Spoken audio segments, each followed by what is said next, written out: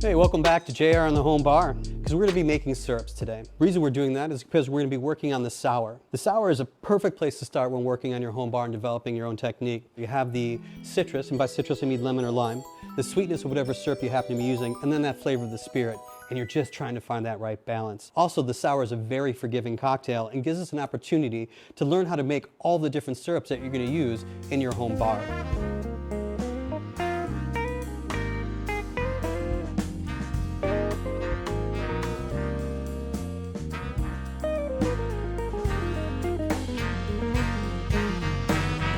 Where do we put the pomegranate? He's got the pomegranate.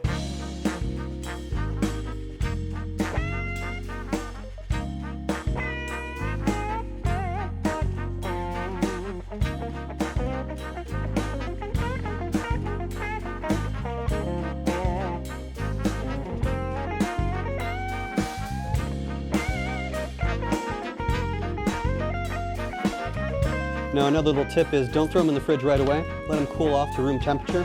Otherwise, the bottles might break. That's never a good habit. Now, let's prep some citrus. In this case, we've got lemons. You always want to remove the ends of your lemon and then cut it right in half. The reason we do that is it's going to fit into the juicer much easier.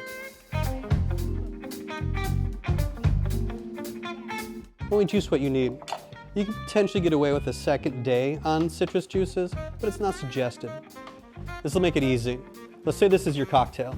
When we make a sour, this is going to be your spirit, about half of the drink. Then you have something sweet, being 25%, and something sour, being the balance. So it's a nice, easy ratio to look at. Half, quarter, quarter.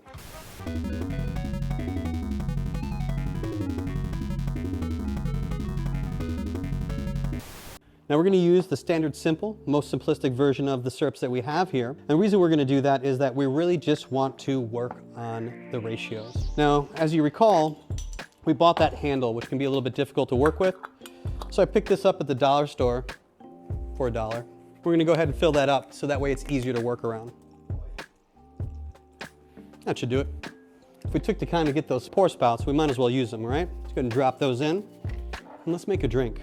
So I'm going to make one of my favorite places to start, which is this spirit forward sour. The reason I like starting there is that if I want to make any changes, I have the ability to add more.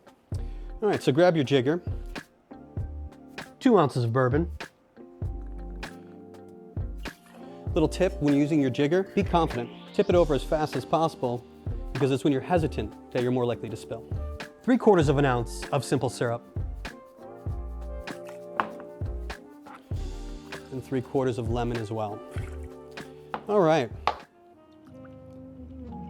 In my opinion, that's just about perfect, so we're gonna need some ice. Ice is gonna be one of the most important commodities in your bar. So when I'm making drinks at home, I like to just break the surface with my ice cube. Next thing you wanna do is put the smaller cup on top. Just give it a slap. That's gonna help you get a seal. Then you give it a little swirl. Next, when I'm shaking, the goal of it is just to get a nice circular motion going. You're not trying to destroy that ice, you're trying to get it to move within there. And that's an important part because not only are you making the drink colder, you're also diluting it. Now, one of the things I like to do is keep this part of my hand against the tin because it's more sensitive. It'll give me a better gauge of when it's nice and cold.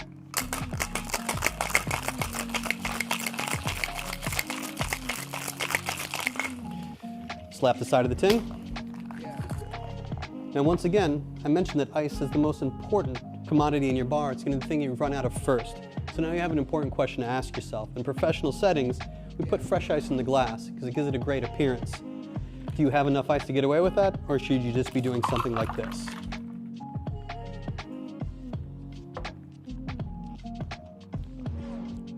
That's just about perfect. This week, I'd love it if you could work on your shake, your jigging, etc., and find your perfect sour. Is it going to be the bold sour, the tart sour? Also experiment with these different syrups you have. Don't forget to write down the recipes that you enjoy. So for next week, we're going to need more lemons, cinnamon. That cinnamon sticks, not cinnamon in its powdered form. We're also going to need fresh ginger as well as almonds. I prefer to get toasted almonds, but get what's available. Also, the smaller the pieces, the better. We're going to be chopping them up anyways. All right, that's it for this episode. Hope to see you guys next week.